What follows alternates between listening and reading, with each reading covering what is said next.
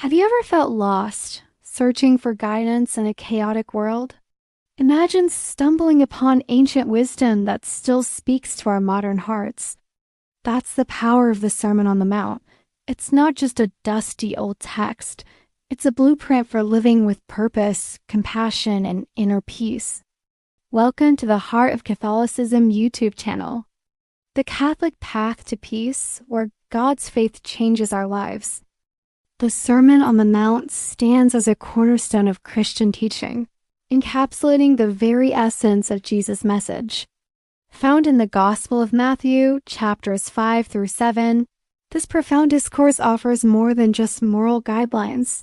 It presents a revolutionary vision for how believers should navigate life as complexities.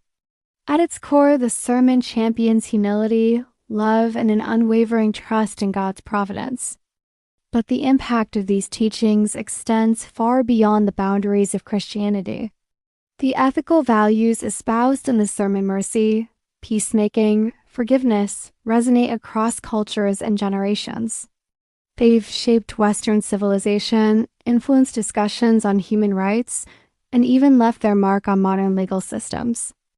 Whether you're a devout believer or simply someone seeking wisdom, the Sermon on the Mount offers timeless insights that speak to the human experience. To truly appreciate the depth of this message, we must first understand its context.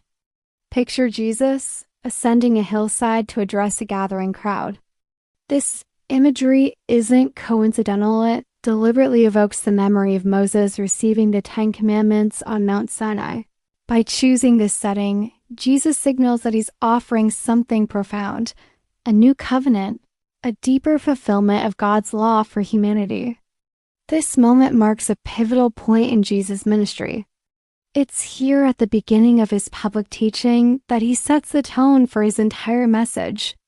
And what does he emphasize? Not worldly power or dominance, but a radical transformation of the heart. Central to the sermon are the Beatitudes, a series of blessings that turn worldly values upside down. Blessed are the poor in spirit, the meek, the merciful, the peacemakers. In a society that often glorifies wealth, power, and aggression, Jesus instead exalts humility, compassion, and reconciliation. But what do these mean for us today? Being poor in spirit isn't about material poverty. It's about recognizing our deep spiritual need for God. As admitting that we don't have all the answers, and that true fulfillment comes from a relationship with the divine. Meekness isn't weakness, it's strength under control, choosing gentleness even when we have the power to dominate. And in a world often torn by conflict, Jesus calls us to be active peacemakers and to extend mercy even when it's difficult. The sermon doesn't stop at lofty ideals, it gets practical, especially when it comes to prayer. Jesus warns against empty rituals and prayers meant to impress others. Instead, he advocates for sincere, heartfelt communication with God. The Lord's Prayer, which Jesus teaches here, remains the perfect model of Christian prayer. It balances worship, hallowed be your name, with submission to God's will, acknowledges our dependence on him for daily needs, and emphasizes the importance of forgiveness and spiritual protection. Perhaps one of the most challenging aspects of the sermon is Jesus' call to forgiveness and love of enemies. It's easy to love those who love us back, but Jesus pushes further. Love your enemies and pray for those who persecute you. This teaching remains revolutionary even today. Why? Because harboring resentment blocks our spiritual growth and keeps us chained to past hurts. Forgiveness, difficult as it may be, reflects God's boundless mercy toward us and frees us from the prison of bitterness. Jesus also addresses the danger of religious hypocrisy. He criticizes those who perform good deeds solely for public recognition, emphasizing that true faith is an inward reality, not an outward show. In our age of carefully curated social media personas, this teaching feels more relevant than ever. It reminds us that authenticity matters more than performance, that our private character is more important than our public image. So, how do we apply these lofty teachings to our everyday lives? The spirit of the gospel calls us to live differently in our workplaces, families, and communities. It might mean choosing mercy over retaliation when faced with workplace conflicts. It could involve being a peacemaker in family disagreements instead of fanning the flames of argument. In our broader society, it might manifest as acts of generosity or standing up for justice on behalf of the marginalized. These aren't grand gestures, they're often small, daily choices, refusing to participate in gossip, forgiving quickly when wronged, showing kindness to someone who can't repay you, standing up for what's right, even when it's unpopular.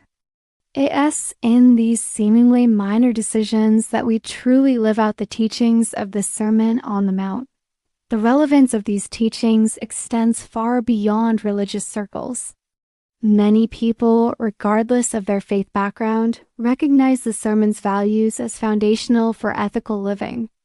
In a world often divided by ideology, nationality, or creed, the sermon calls us back to our shared humanity. It reminds us of our common need for mercy, our shared longing for peace, and our collective responsibility to work for justice. As we conclude our exploration of the Sermon on the Mount, let's recap its core messages. The upside-down values of the Beatitudes, the importance of sincere prayer, the transformative power of forgiveness, and the call to authentic faith lived out in action. These teachings aren't meant to be admired from afar. They read an invitation to a radically different way of living. I encourage you to reflect on one teaching from the sermon that you can put into practice this week. Maybe it's extending forgiveness to someone who's hurt you. Perhaps it's finding a way to be a peacemaker in a tense situation. Or it could be simply approaching God in prayer with renewed sincerity and openness. We'd love to hear which aspect of the sermon resonates most with you. Which beatitude inspires you to live differently? Share your thoughts in the comments below. And don't forget to subscribe for more reflections on living out our faith in today's world. Remember, the teachings of Jesus aren't just ancient history. They're a real living invitation to experience God as transformative love in our lives today.